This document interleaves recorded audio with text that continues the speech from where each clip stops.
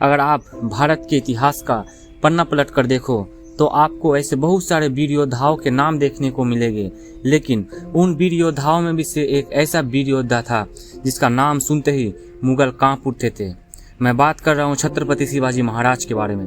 एक ऐसा वीर जिसने सिर्फ तलवार से ही नहीं बल्कि अपने सोच और चतुराई से मुगलों का झंडा उखाड़ फेंका। जानेंगे छत्रपति शिवाजी महाराज के बारे में, उनकी अधूरी यादों के बारे में और मुगल के खिलाफ उनकी सफर के बारे में। तो चलिए बिना किसी देरी की इस वीडियो को शुरू करते हैं। यह बात है 19 फरवरी 1630 का, जब महाराष्ट्र में जीजाबाई का घर में एक वीर पुत्र जन्म लेता है। उस वीर पुत्र का नाम होता है छत्रपति शिवाजी महाराज और उस वीर पुत्र का एक ही सपना होता है स्वराज्य। मुझे स्वराज्य चाहिए। माता जीजाबाई ने छत्रपति शिवाजी महाराज को रामायण, महाभारत और हिंदू धर्म की महान वीरों की कहानियां सुनाया करती थी और उसके मन में धर्म, न्याय और स्वराज्य के बीज बोया करती थी। शिवाजी महाराज का पिता शहाजी भोसले एक मराठा सरदार था जो आदिल शाही और निजामी शाही राज्य में नौकरी करते थे। एक दिन की बात है, जीजाबाई अपने घर के छत से उन मुगलों का झंडा देख रहा था जो वहाँ पे लहरा रहा था।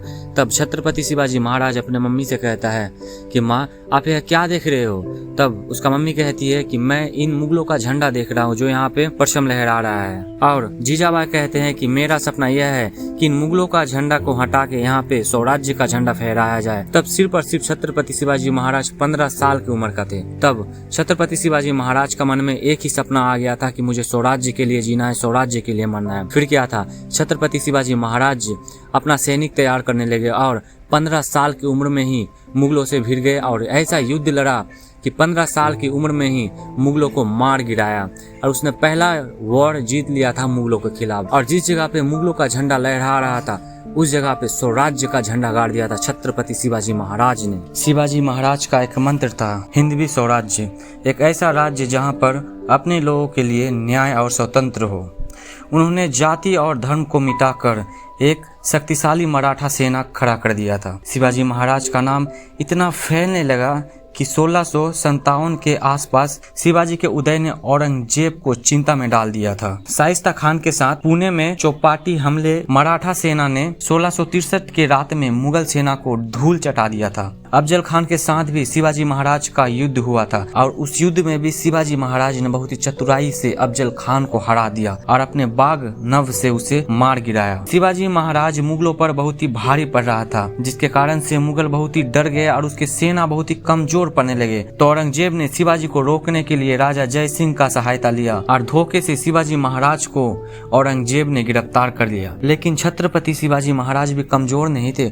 औरंगजेब के चंगुल से यूं छूट के भाग गया और 1674 में रायगढ़ किले पर शिवाजी महाराज का राज्याभिषेक हुआ और वह छत्रपति कहलाने लगे। उन्होंने नौसेना का निर्माण किया और विदेशी ताकतों को भी चुनौती देने लगा था। छत्रपति शिवाजी महाराज ने अपने जीवन में से बहुत सारे युद्ध लड़े और उसने सारे युद्ध में बहुत ही अच्छे से विजय प्राप्त किया, जिसके कारण से हमारे भारत देश के हर एक नागरिक छत्रपति शिवाजी महाराज को इतना जानते हैं। जाने भी क्यों ना, ऐसा वीर योद्धा जो अकेले ही पूरा मुगल साम्राज्य को उखाड़ फेंकने की हिम्मत रखता था। लेकिन 1680 में छत्रपति शिवाजी महाराज का देहांत हो गया और उसका पुत्र संभाजी महाराज ने उसके कार्य को आगे बढ़ाते गया। अगर छत्रपति शिवाजी महाराज के बाद अगर कोई बड़ा एम्पायर खड़ा किया था तो वह था संभाजी महाराज, छत्रपति शिवाजी महाराज का एकलौता पुत्र, जिसने छत्रपति शिवाजी महाराज के जैसा ही मुगलों से लड़ा और सारे मुगलों को धूल चटा दिया। छत्रपति शिवाजी महाराज हमें यह सिखा गया कि मरते दम तक हम अपने धर्म को नहीं भूलना चाहिए,